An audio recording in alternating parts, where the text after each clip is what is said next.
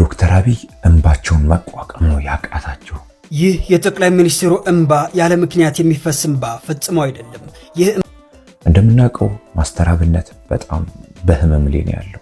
በጋሞ ዞን በደረሰው አደጋ ምክንያት ህይወታቸውን በሞት ላጡ ወገኖቻችን እግዚአብሔር ነፍሳቸውን በክብር ይቀበልልን። የሀዘን መግለጫ ሰጥቷል። በጣም የምንወደውና የምናከብረው ዶክተር አብይ መልእክቱን አስተላልፈዋል።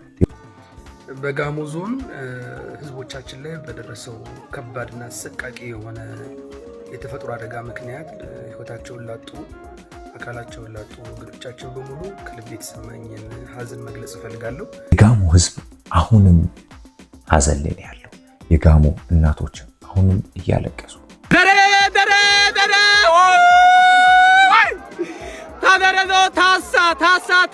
አሁንም ብዙ አስክሬኖች እየወጡ ነው።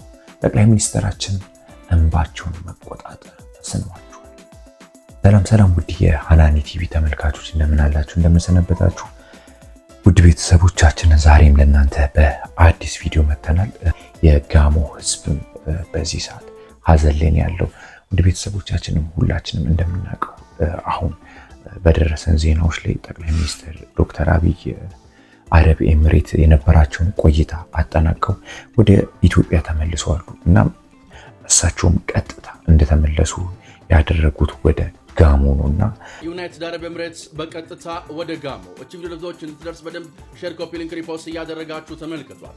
የኢፌድሪ ጠቅላይ ሚኒስትር ዶክተር አብይ አህመድ አሊ የዩናይትድ አረብ ኤምሬትስ ጉብኝታቸውን አጠናቀው በቀጥታ ወደ ደቡብ ኢትዮጵያ ክልል ጋሞ ዞን አምርተዋል። እንደሚታወቀው በደቡብ ኢትዮጵያ ክልል ጋሞ ዞን በድንገተኛ የበልግ ዝናብ የተነሳ በተከሰተ የመሬት ናዳ በርካታ ወገኖቻችንን አጥተናል። ዛሬ ክቡር ጠቅላይ ሚኒስትሩም ወደዛ በማቅናት ወገኖቻቸውን አጽናንተዋል። በማህበራዊ ትስስር ገጾችም መንግስት ለተጎጂዎች አስፈላጊውን ሁሉ ድጋፍ እንደሚያደርግም አስታውቀዋል። እኛም በአደጋው ወገኖቻቸውና ቤተሰቦቻቸውን ላጡ ወገኖቻችን መጽናናትን እንዲሰጥ እንመኛለን። ሁላችንም ኢትዮጵያውያንም በዚህ ጊዜ ከወገኖቻችን ጎን በተለያየ መልክ አብረን እንድንቆምም ጥሪያችንን እናስተላልፋለን።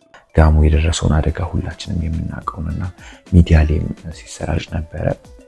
በጣም የሚያሳዝን ዜና ሰምተናል። አሁን በተሰማ ዜና ዶክተር አብይ ጋሞ ሄደው የጋሞ ህዝብን አጽናንተዋልና እዛ የነበረውንም ትዕይንቶች ያዩ ይሆናልና በጣም እንባቸውንም መቋቋም አቅቷቸዋል።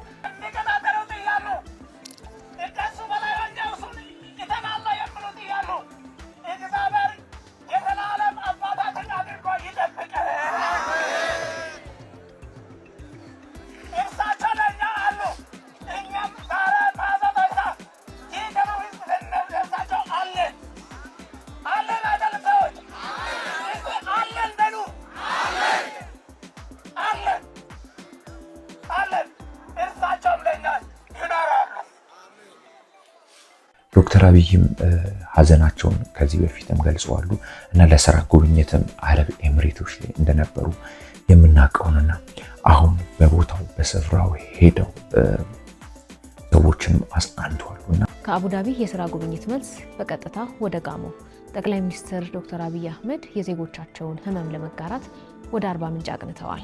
ለቀናት የዘለቀው ከባድ ዝናብ በጋሞ ዞን ጋጮ ባባና ሌሎች ወረዳዎች የመሬት መንሸራተት አስከትሏል። የኩልፎ ወንዝ ከመጠን በላይ ሞልቶ መንደሮችን፣ ቤቶችንና የእርሻ መሬቶችን አውድሟል። የዜጎቻችንን ህይወትም ቀጥፏል። ጠቅላይ ሚኒስትሩ በአደጋው ህይወታቸውን ላጡና ጉዳት ለደረሰባቸው ወገኖች ሀዘናቸውን ገልጸዋል። መንግስት ለተጎዱ ወገኖች አስፈላጊውን ድጋፍ ማድረጉን እንደሚቀጥልና የነፍስ አድን ስራውን ተጠናክሮ እንደሚቀጥል አረጋግጠዋል። ችግሩን በዘላቂነት ለመፍታት የጥናት ስራዎች መከናወን እንዳለባቸውና አሁንም የጥንቃቄ ተግባራት ተጠናክረው እንዲቀጥሉ አሳስበዋል። እኛም ከመንግስት ጎን በመሆን የነፍስ አድን ስራውን እናግዝ፣ ለተጎዱ ወገኖቻችን መጽናናት እንመኛለን።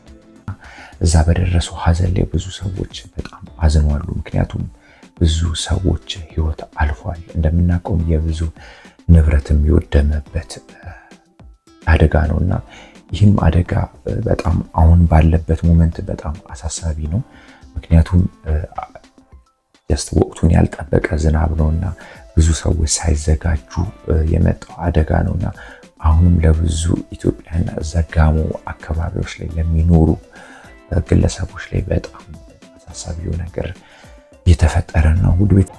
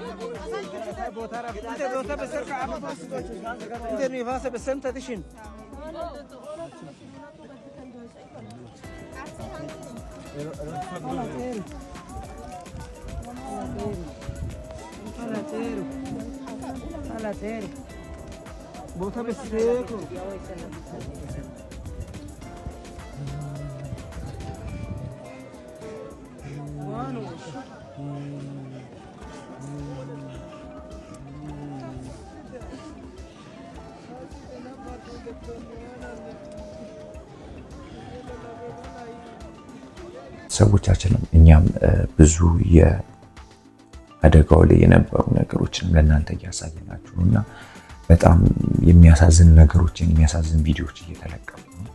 እናም የጋሞ ህዝብ አሁንም ቢሆን እያለቀሰ ነው። የጋሞ እናቶች አሁንም ቢሆን እያለቀሱ ነውና በጣም ልብ የሚሰብር ነገር እየተፈጠረ ነው። ሁላችንም አሁንም ቢሆን በጸሎታችን እንድናገዛቸው ስል በአክብሮት ጠይቃለሁ።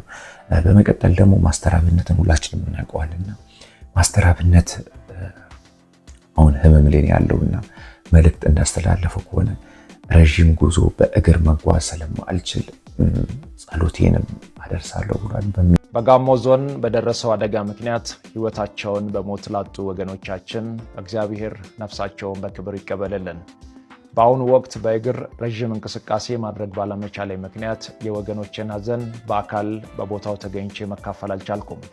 በመሬት ናዳው ምክንያት ቤተሰቦቻቸውን በሞት ያጡና በአደጋው ምክንያት ከአካባቢ የተፈናቀሉ ወገኖቻችን የእኛን ድጋፍ ይፈልጋሉ።